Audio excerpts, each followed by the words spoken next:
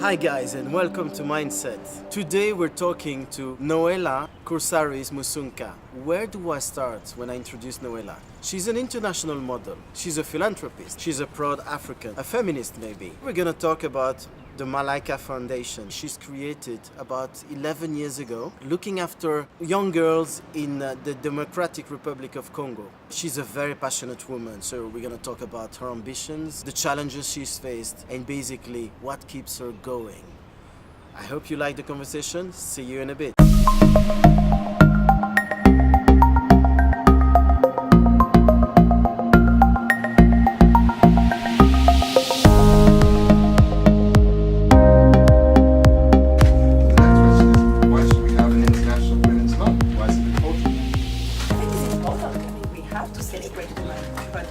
Celebrate men too.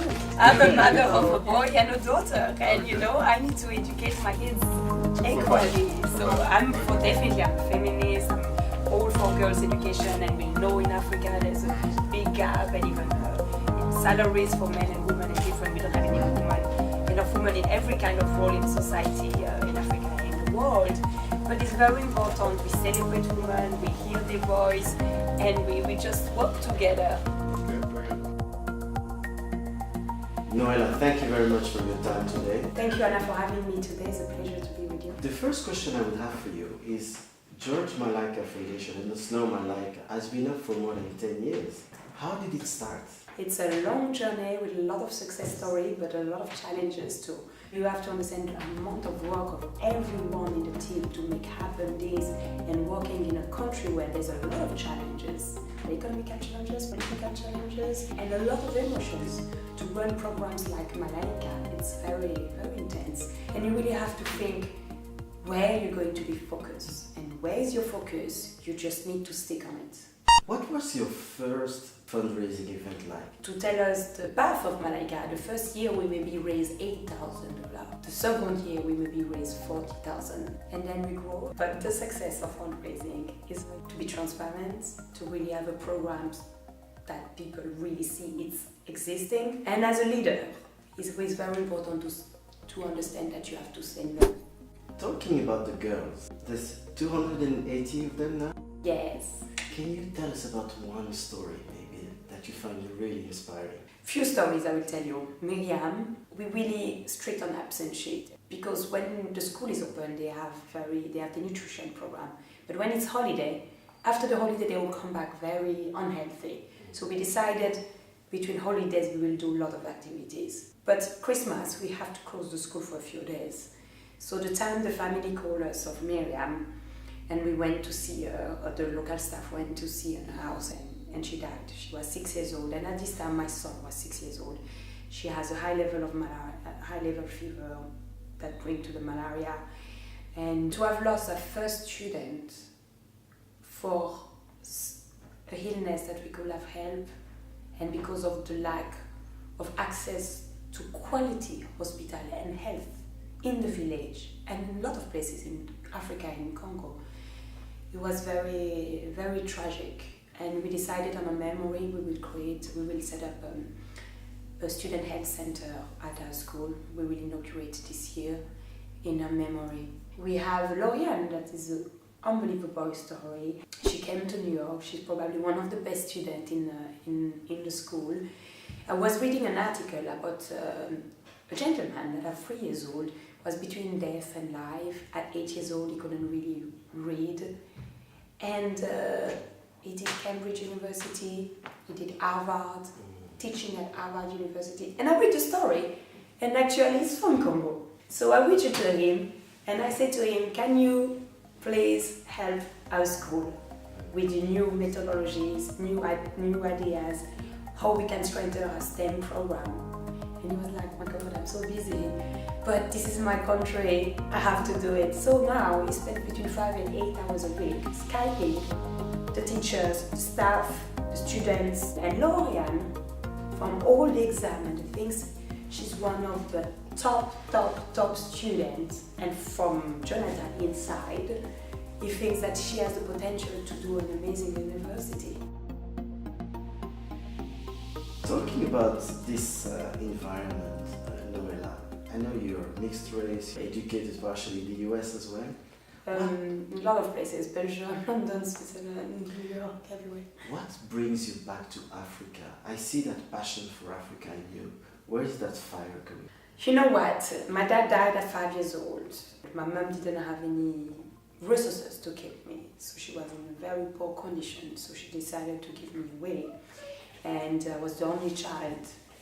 At the time, I was very upset with my mom. But now that I'm a mother of 2 children, I understand the sacrifice she did to lose a husband, to lose me, to lose everything, to give me a chance of education. I had a very tough childhood, but I think that's what made me very strong and very determined.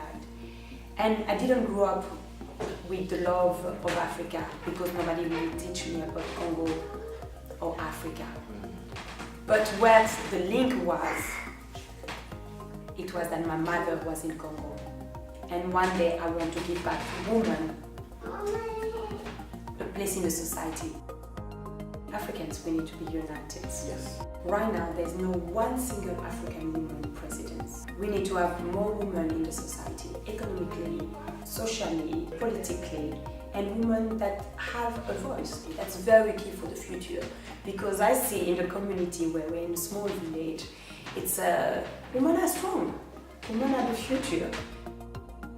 What makes you particularly proud?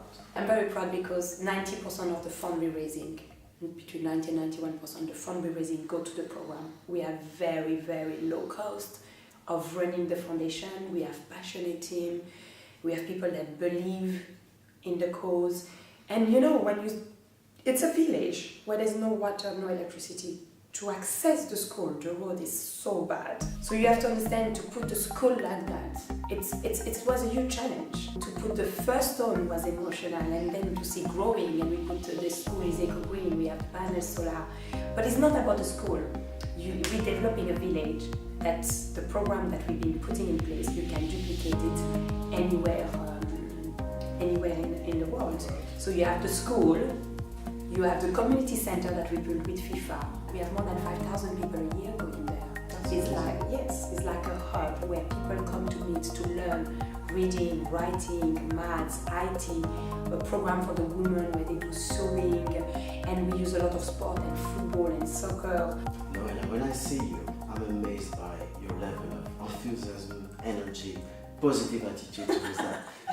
Can you tell us a little bit about the setbacks and how you managed to find a way to go through that? I try wherever I go to give a positive side of Africa. I'm a success story.